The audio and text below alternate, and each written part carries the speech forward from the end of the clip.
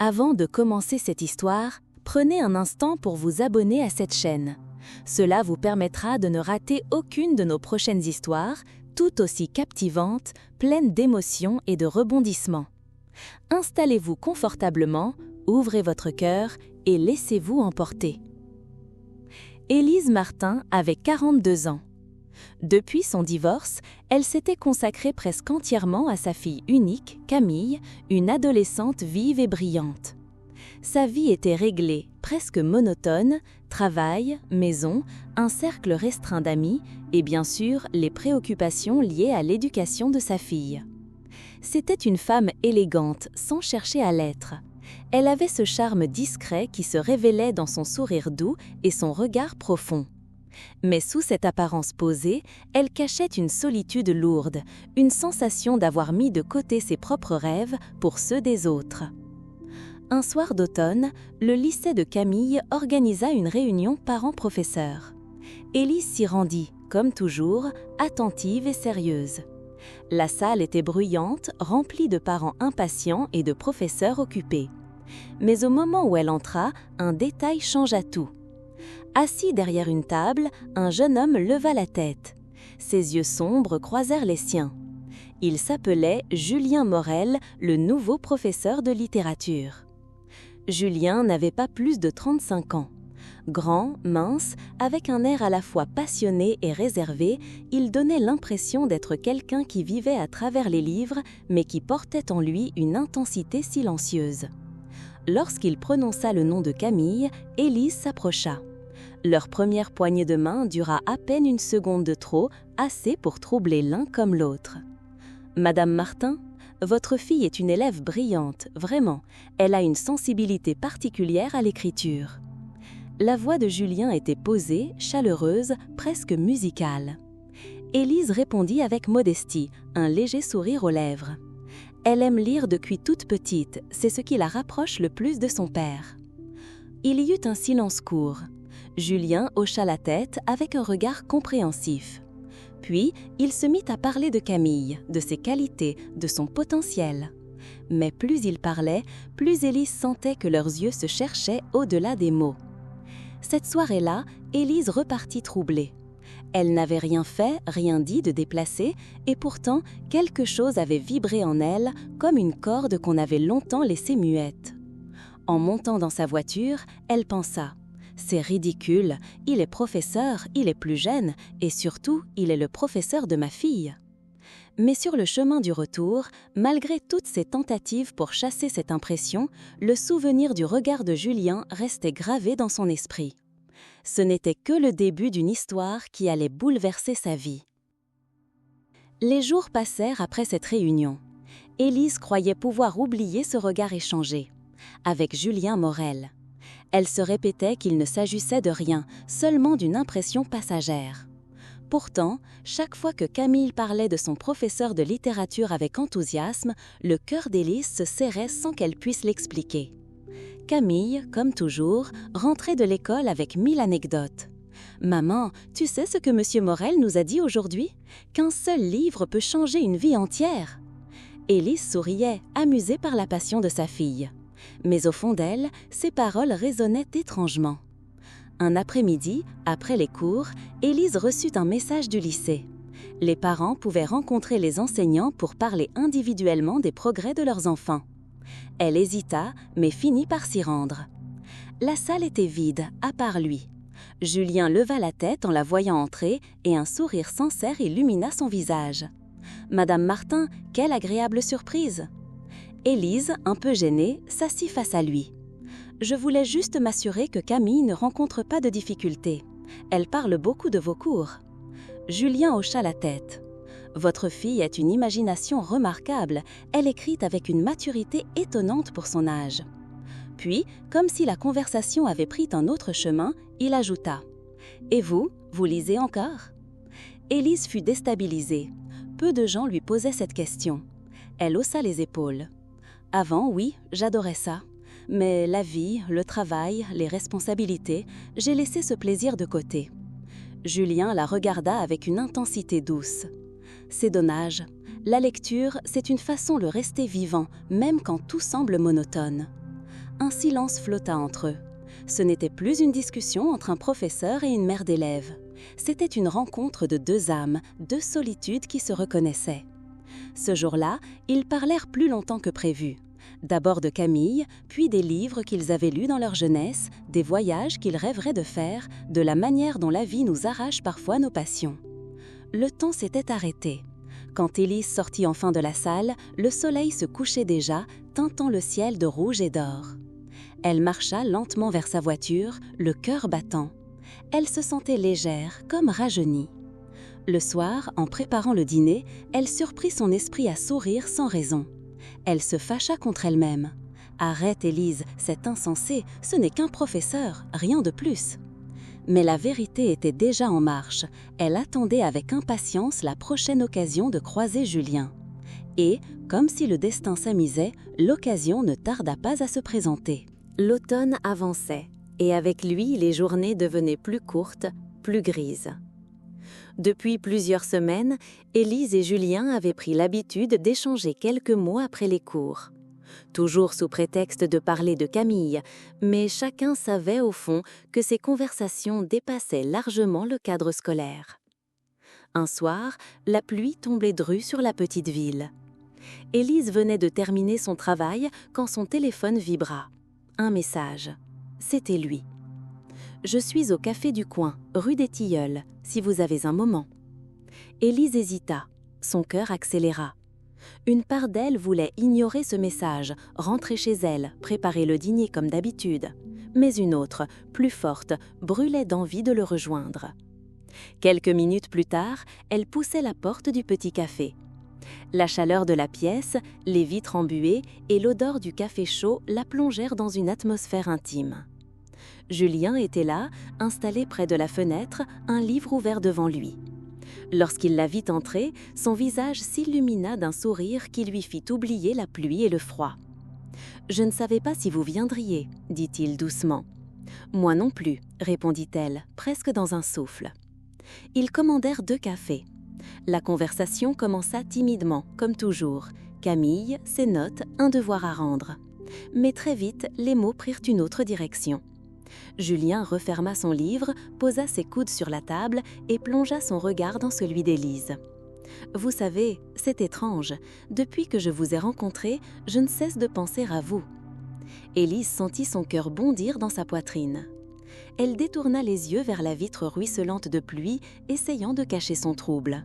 « Julien, vous êtes le professeur de ma fille, ce n'est pas raisonnable. » Il se pencha légèrement, sa voix devenant plus grave, plus sincère. « Je sais, mais parfois, la vie met sur notre chemin des personnes qu'on ne peut pas ignorer. Je n'ai pas cherché ça, Élise, mais je crois que je suis tombé amoureux de vous. » Ces mots résonnèrent comme un coup de tonnerre. Élise resta silencieuse, partagée entre la peur et une joie secrète. Elle sentait ses mains trembler légèrement sur la tasse chaude qu'elle serrait trop fort. « Ne dites pas ça, » murmura-t-elle, mais sa voix manquait de conviction. Julien tendit doucement la main, frôlant ses doigts. Ce contact, à peine perceptible, fit naître un frisson le long de son bras. Elle le regarda enfin. Leurs yeux se rencontrèrent et dans ce silence chargé, plus fort que 1000 mots, leurs lèvres finirent par se rejoindre. Un baiser furtif d'abord, hésitant, puis plus profond, plus vrai. Le bruit de la pluie sur les vitres couvrait le battement de leur cœur. Quand ils se séparèrent, Élise baissa les yeux, le souffle court. « Qu'allons-nous faire ?» demanda-t-elle d'une voix tremblante. Julien sourit tristement. « Laissez nos cœurs décider, peut-être, même si la raison nous condamne. » Cette nuit-là, Élise rentra chez elle bouleversée. Pour la première fois depuis longtemps, elle se sentait vivante.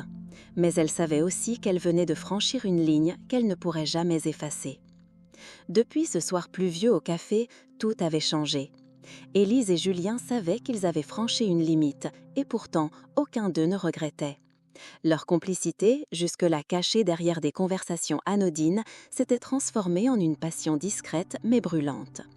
Au lycée, leurs échanges restaient formels, presque froids, comme si rien ne s'était passé. Mais il suffisait d'un regard furtif dans un couloir, d'un sourire retenu pour que le cœur d'Élise s'emballe. Chaque mot prononcé devant d'autres avait un double sens, chaque silence était une promesse secrète. Les rendez-vous commencèrent. Un soir, Julien l'attendit dans une librairie discrète à l'écart du centre-ville. Ils passèrent des heures à feuilleter des romans, à commenter des vers de poésie, à rire comme deux adolescents. Un autre soir, ils se retrouvèrent au bord de la rivière à marcher longtemps sous les étoiles, leurs mains effleurant l'air sans jamais oser s'accrocher trop longtemps. Puis vers les moments plus intimes. Dans l'appartement de Julien, modeste mais chaleureux, ils pouvaient enfin baisser leur masque. Là, Élise retrouvait une légèreté qu'elle croyait perdue à jamais. Le rire, la tendresse et cette flamme qu'elle n'avait plus ressentie depuis son divorce. Julien, de son côté, voyait en elle non seulement une femme séduisante, mais une âme forte, fragile et belle à la fois. Mais cette passion avait un prix. Chaque fois qu'Élise rentrait chez elle, un poids s'abattait sur ses épaules. Camille, innocente, venait souvent l'embrasser ou lui raconter sa journée. À chaque mention de son nom, Élise sentait un frisson de culpabilité la traverser. Elle passait ses soirées à jongler entre deux mondes, celui de la mère, aimante, protectrice, et celui de la femme amoureuse, vibrante, prête à tout risquer. Un soir, alors qu'elle rentrait discrètement après avoir vu Julien, Camille l'attendait déjà dans le salon, un livre d'école sur les genoux. « Tu étais où, maman ?» demanda-t-elle d'une voix simple. Élise sentit son cœur s'arrêter une seconde. Elle improvisa une excuse. « J'étais avec une amie, on avait besoin de parler. » Camille la regarda longuement, comme si elle cherchait à déceler la vérité dans ses yeux. Puis elle haussa les épaules et retourna à sa lecture.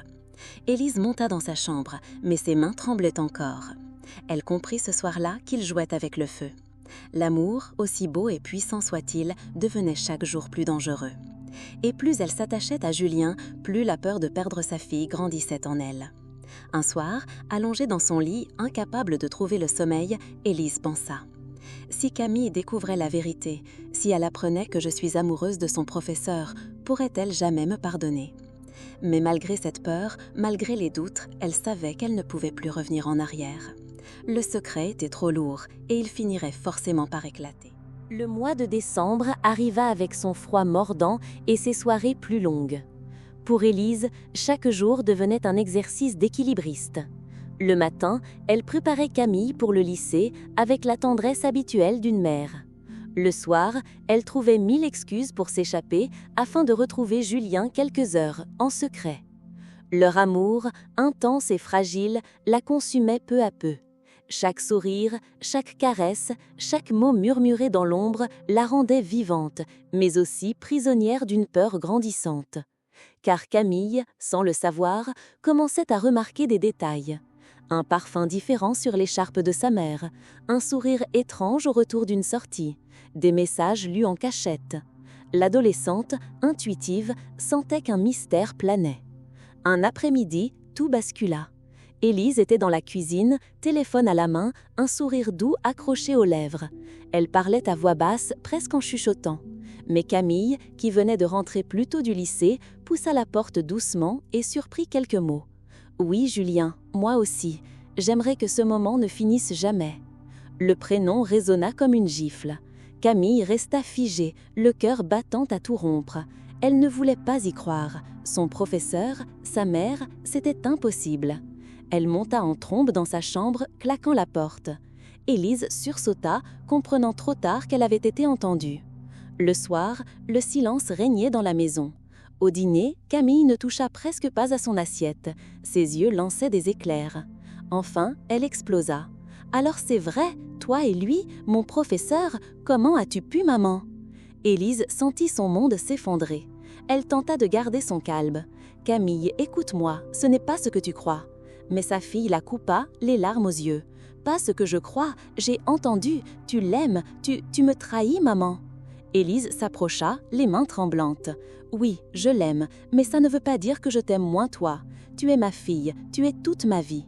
Ce qui est arrivé, ce n'était pas prévu. L'amour ne se contrôle pas. » Camille secoua la tête, blessée. « Comment as-tu pu tomber amoureuse de lui? C'est mon professeur. Tout le monde va se moquer de moi si ça se sait. Tu n'as pas pensé qu'à toi. » Les larmes roulèrent sur le visage d'Élise. Elle voulut la prendre dans ses bras, mais Camille recula brusquement. « Ne me touche pas !» cria-t-elle, avant de courir dans sa chambre et de claquer la porte une nouvelle fois. Élise resta seule au milieu du salon, anéantie. Elle comprit à cet instant que son plus grand cauchemar venait de se réaliser. Son secret, ce fragile équilibre entre l'amour et la maternité, venait d'éclater au grand jour. Elle passa la nuit sans fermer l'œil, le cœur brisé, les yeux brûlants de larmes. Dans la pièce voisine, sa fille sanglotait, mûrie dans une douleur que rien ne semblait pouvoir apaiser. Entre elles, un mur invisible venait de se dresser. Et Élise savait que rien ne serait plus jamais comme avant. La maison d'Élise était devenue lourde de silence. Depuis la révélation, Camille évita sa mère autant qu'elle le pouvait. Les regards, quand ils se croisaient, étaient froids, blessés, comme deux éclats de verre impossibles à recoller. Élise essayait, chaque jour, d'entamer une conversation, mais la porte se refermait toujours sur ses mots. Julien, de son côté, vivait cette situation comme un fardeau. Il aimait Élise profondément, sincèrement, mais il voyait bien la douleur de Camille, la colère dans ses yeux chaque fois qu'elle le croisait au lycée. Il comprenait que l'amour, aussi pur soit-il, détruisait tout autour d'eux. Une semaine plus tard, il demanda à voir Élise. Ils se retrouvèrent au même café, celui où tout avait commencé. Mais cette fois, l'atmosphère n'était pas légère. La pluie battait toujours aux vitres, mais leur silence n'avait plus rien de complice. Julien parla le premier, la voix grave. « Élise, je ne peux pas continuer ainsi. Ta fille souffre, et je ne veux pas être celui qui brise votre relation. » Élise sentit un froid glacial envahir son cœur. « Tu veux dire que tout est fini ?»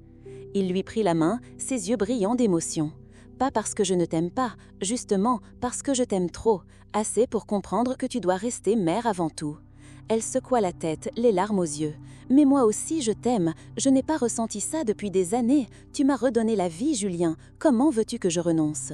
Julien serra ses doigts une dernière fois, puis les relâcha avec lenteur, comme s'il s'arrachait une partie de lui-même. « Parce que si nous continuons, ce sera ta fille que tu perdras, et je ne pourrai jamais te demander un tel sacrifice. » Un long silence s'installa.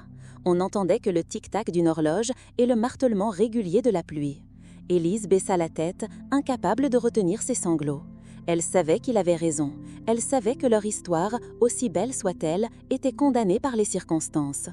Quelques jours plus tard, la nouvelle tomba. Julien avait demandé sa mutation. Il partirait enseigner dans une autre ville, loin de Camille, loin d'Élise. Le jour du départ, Élise se rendit discrètement à la gare. Ils se retrouvèrent sur le quai, entourés de voyageurs pressés. Pour eux, le temps semblait suspendu. Julien la prit dans ses bras, la serra fort, comme pour imprimer à jamais son souvenir.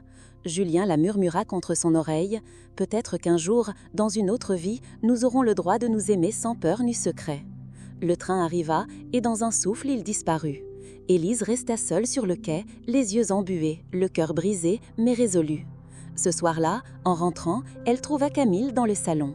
L'adolescente ne parla pas, mais pour la première fois, elle s'approcha de sa mère et posa timidement sa tête contre son épaule. Élise, bouleversée, passa son bras autour d'elle. Elle comprit que l'amour qu'elle devait protéger avant tout, c'était celui de sa fille. Mais au fond d'elle, dans un coin secret de son cœur, vivrait à jamais l'ombre d'un amour interdit. Un amour qui avait tout changé.